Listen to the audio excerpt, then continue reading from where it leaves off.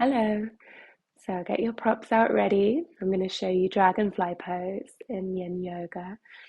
So this is also known as Straddle pose. And it's very similar to the Upavista wide-legged forward seated fold that we do in the more yang styles of yoga, except we're not engaging the muscles in this. We're going to be working with the water element today, so working the inner legs, the inner thighs, groin area, which is also the back fascia line, so the kidney and bladder meridian lines today.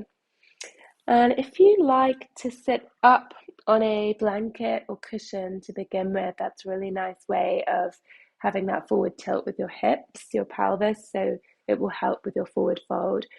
And contraindications for this pose, so not suitable if you have disc issues or knee issues. We don't want to add any more pressure to these areas. So instead, you might like to take the pose up against the wall. So your back is supported by the floor, with your legs out wide against the wall, and a strap around the thighs can be really nice to prevent any overstretching of the legs and the hips there. Also, if you have knee pain with this, either don't do the pose if you're getting pain, or bend the knees. You can prop under the knees or bringing the legs a little closer together might ease the pressure as well. So play around with what works for you. And then otherwise come into the pose by just taking your legs out as wide as is comfortable for you. Have your props ready. Releasing any engagement of the muscles here.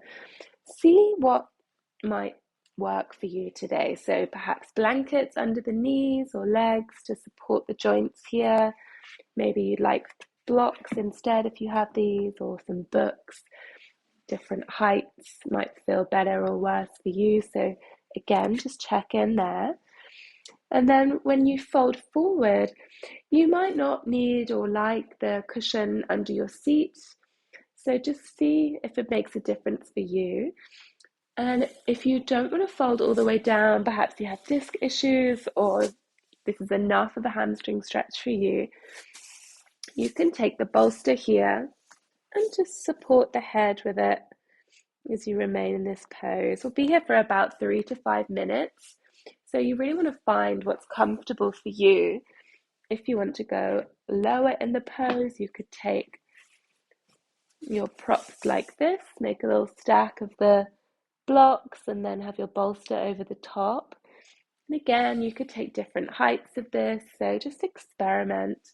Maybe you'd like some weight on the thighs if you have sandbags, or taking your bolster over them can be nice and grounding as well.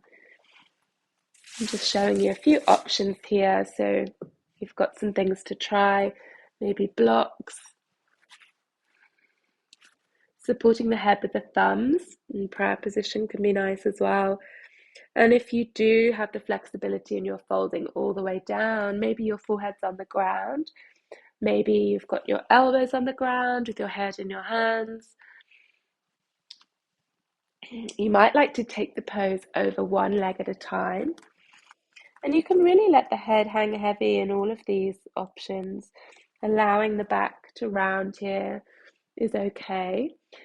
You also might like to take it as a lateral side bend. So maybe over to one side, maybe one arm comes up overhead. Maybe your right hand is behind your back if you're folding to the left. Maybe your head wants a little support in your hands. And trying this with your props as well, just to find the position that feels the most comfortable for you. And then once you've been here for around 3 to 5 minutes in stillness, you can work your way out slowly and mindfully. So wherever you are, maybe removing props and then using your palms to press into the ground to slowly bring your head up last. And taking the hands behind you, releasing the hips can feel good.